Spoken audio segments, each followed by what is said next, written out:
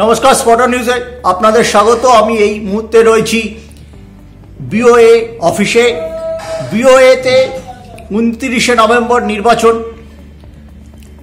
ইতিমধ্যে সবচেয়ে বড় খবর হলো কোষাধ্যক্ষ পদে কমল মৈত্র, অ্যাথলেটিক্সের পরিচিত কর্মকর্তা কমল মৈত্র বিনা প্রতিদ্বন্দ্বিতায় জয়ী হয়েছেন এবং বর্তমান সভাপতি স্বপন ব্যানার্জির বিরুদ্ধে প্রার্থী হয়েছেন ময়দানের পরিচিত আর একজন কর্মকর্তা চন্দন রায়চৌধুরী। অত্যন্ত পুরনো মুখ। আমার সঙ্গে আছেন বর্তমান সচিব জহর দাস। জহরদা, তোমাদের যে ইলেকশন, কটা পোস্ট, কি অবস্থায় আছে?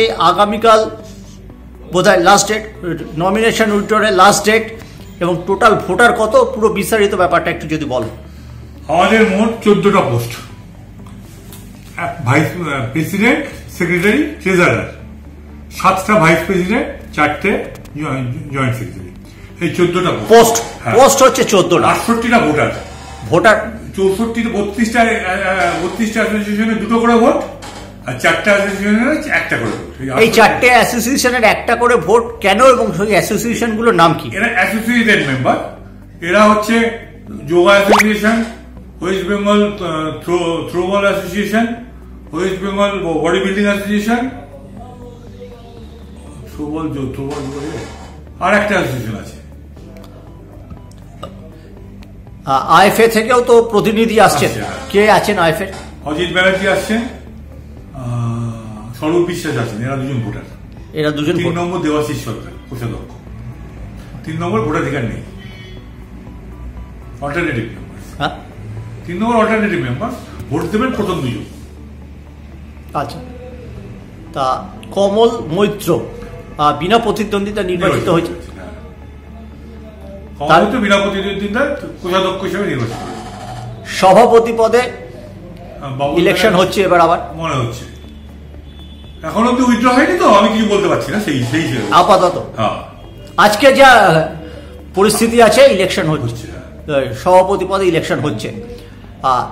গতবার সচিব পদে দাঁড়িয়েছিলেন বিশ্বরূপ দে, 48 নম্বর ওয়ার্ডের কাউন্সিলর, কিন্তু তার চেয়েও অনেক বড় পরিচয় আছেন ময়দানে। তিনি সিএবির এজিএস ছিলেন, কোষাধ্যক্ষ ছিলেন, জয়েন্ট সেক্রেটারি ছিলেন, অত্যন্ত পরিচিত মুখ। তিনি আবার দাঁড়িয়েছেন ভাইস প্রেসিডেন্ট পদে। তবে এটা একটা অন্য মাস্টার পেয়ে গেলে এবার ইলেকশন কি মনে হয় একটা অভিজ্ঞ পুরনো দিনের অভিজ্ঞ কর্মকর্তা হিসেবে? ও তো অনেকদিন ধরে মাঠ করছে, খেলার মাঠ করছে, ক্রিকেট মাঠে তো ওর পরিচিতি আছে। ওখানে আসতে যায়, কাজ করতে যায়, আসবে, কাজ করবে সবাই মিলে। পরিচিত। গতবার আমার বিরুদ্ধে দাঁড়িয়েছিল সম্পাদক পদে, আমার কাছে হেঁটে পরাজিত হয়েছিল। ওর সঙ্গে তো আমি অনেকদিন মাঠ করছি ফুটবলে। ওনার বাবা স্বর্গীয় ভূপেন্দ্রের সাথে আমি মাঠ করেছি, আইএফএ করেছি। আপনার প্যানেলটা কি? আমাদের তো এখন কালকের উইথড্র হওয়ার পরে আমি আমার প্যানেলটা বলতে পারবো। এই মুহূর্তে প্যানেলটা বলার কিছু নেই। আমি দাঁড়াচ্ছি। উল্লেখযোগ্য কে দাঁড়িয়েছেন যদি একটু বলেন, ময়দানে পরিচিত মুখ। সভাপতি পদে তো বাবুন ব্যানার্জি, স্বপন ব্যানার্জি দাঁড়িয়েছেন। ওদিকে চন্দন রায়চৌধুরী নমিনেশন দিয়েছেন। গৌতম সেনার দীর্ঘদিন ভাইস প্রেসিডেন্ট আছেন যোগার। রামানুজ মুখোপাধ্যায় সুইমিং এর দাঁড়িয়েছেন। কমল মিত্র অলরেডি নির্বাচিত হয়ে গেছেন। রূপেশ কর দাঁড়িয়েছেন সহসভাপতি, যিনি কোষাধ্যক্ষ ছিলেন। উনি বিদায়ী কমিটি।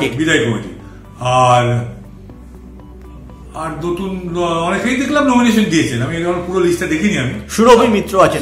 সুরভি মিত্র সহ-সম্পাদক,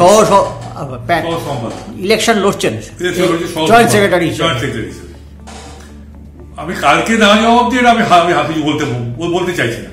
তারপর বসে আলোচনা করে সুষ্ঠু, মানে কি মনে হচ্ছে শেষ পর্যন্ত কি ইলেকশন হবে, না আলোচনার ভিত্তিতে, সহমতের ভিত্তিতে একটা কমন প্যানেল হবে? আমি তো চাইছি সহমতের ভিত্তিতে আমরা সবাই কাঁধে কাঁধ মিলিয়ে কাজ করি। তারপর যদি কেউ লড়তে চায়, ভোট মোটামুটি হবে তখন। আমি চাইছি সবাই মিলে সুস্থ পরিবেশ তৈরি করে সুন্দর একটা পরিবেশ তৈরি হয়। বিওএতে ইলেকশন হয়নি, লাস্ট কবে হয়েছে? এটা লাস্ট হয়েছে আমাদের অশোক ঘোষের আমলে, সুভাষ চক্রবর্তীর আমলে,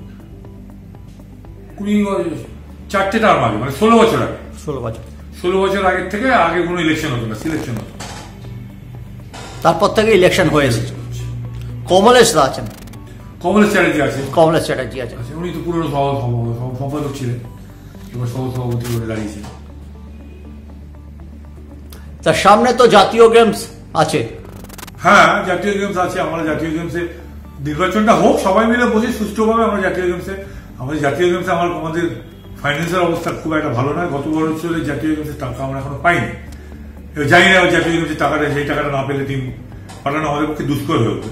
আমরা সরকারের সাথে আলোচনা করে এই ব্যাপারটা আমরা চেষ্টা করছি যাতে আমরা ভালো টিম পাঠাতে পারি।